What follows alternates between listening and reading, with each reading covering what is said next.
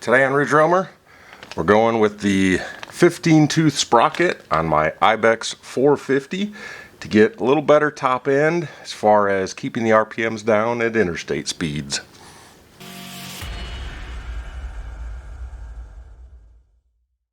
So here is the info. This is actually a CFMOTO part. You can see the part number on there. Pretty easy to get. Just go to your dealer, order it. It's 39 bucks. I'm sure you can get one elsewhere, but I go with factory when I can on stuff like this just to make sure there's not going to be any issues. And here is everything that you're going to need for the job. 32mm socket, some kind of marking utensil, flathead screwdriver, preferably larger and something that you can hammer on a little bit, a hammer, 10mm socket on a ratchet, 5mm Allen, 10mm combination wrench, 14mm, and then a 21mm socket, a torque wrench, and an open end wrench if you want. That's not absolutely required. Step one, not required, but definitely helpful to get the bike supported straight up and down from underneath.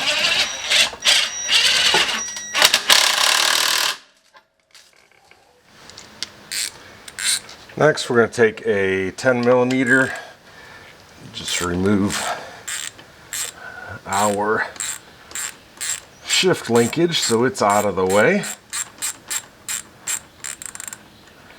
Before you take it all the way out, maybe a good idea to go ahead and mark so you know what your orientation was.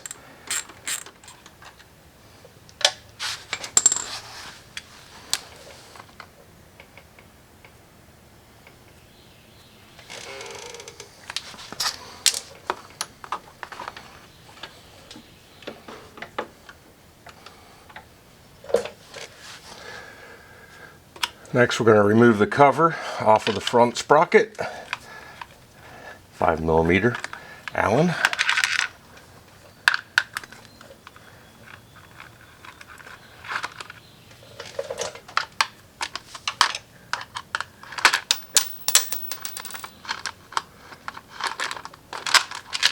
So now that exposes our front sprocket. In order to take it off, we're going to need to loosen the chain a little bit. To loosen the chain, we basically have to loosen this, roll the whole front wheel forward. That requires a 14mm on the jam nut. Get that loosened up a bunch, and then a 10mm just to basically screw that in until it's out of the way so we can slide everything forward. We're going to do that on both sides.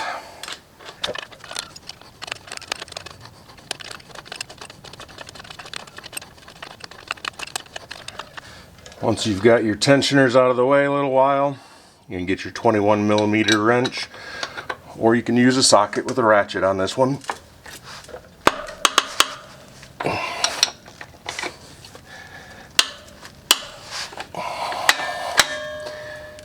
Loosen that axle nut.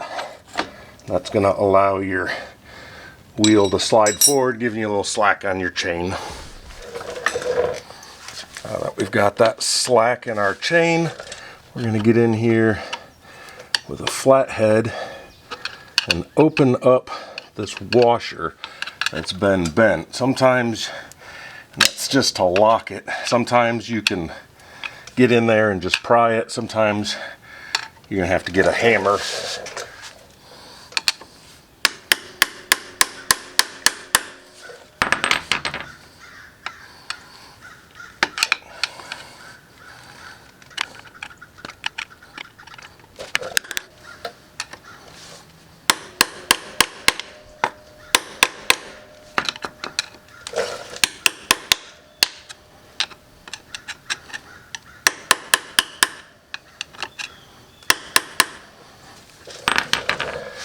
Once that is released there so this nut can spin, that's when you'll grab a 32mm socket. If you don't have a socket, you can try to get in there with a open end wrench or a adjustable crescent wrench, but it definitely makes the job a lot harder.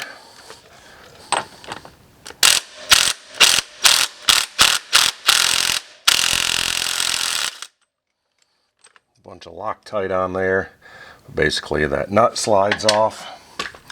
Once that nut's off, then you can take your lock washer off, and then the whole thing is just going to slide off of there.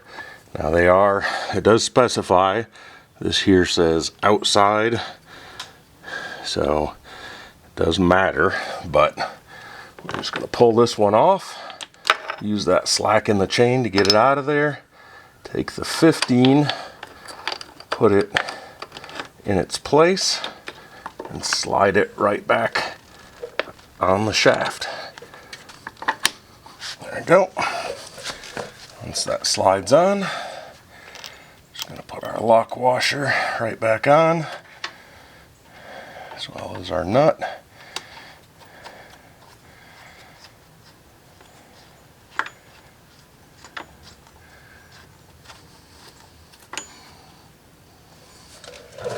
Now, since this nut has lock tabs, you don't have to go crazy as far as tightening it down. Some bikes, if they don't have these locking tabs, are going to be up around 100 foot-pounds. We can be more in that 50 to 60 foot-pound range. I honestly don't know what it is from CFMOTO, but just in general, that's a good guideline.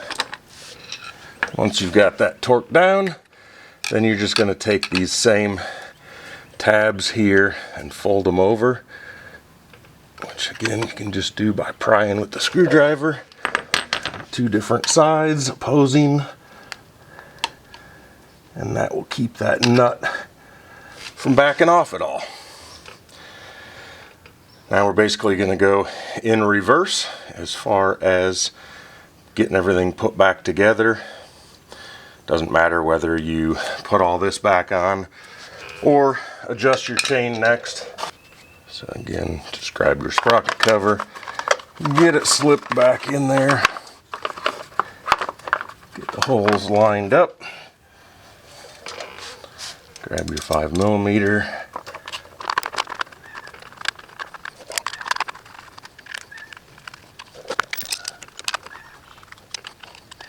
get all 3 bolts tightened down, grab your shift linkage.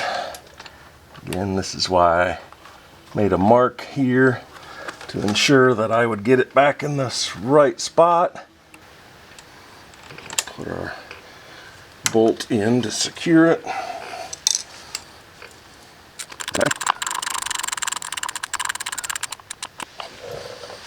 Now the larger sprocket is going to use up more of your chain, so your chain adjustment will not be exactly where it was. But you do have to make sure that you get it even.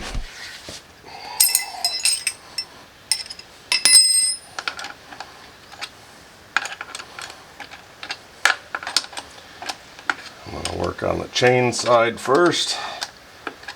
Get the right amount of slack in here.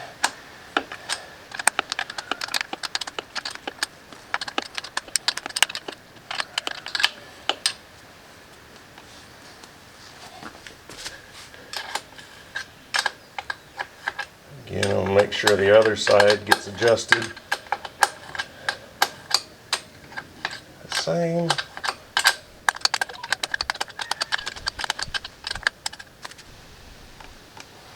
Now that I've got the slack I want, I'm going to go ahead and tighten the jam nut.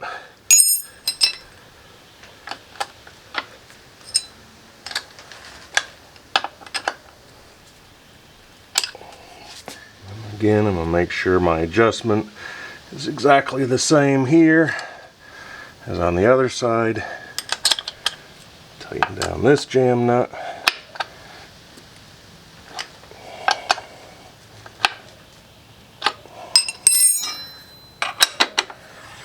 Also tighten my axle.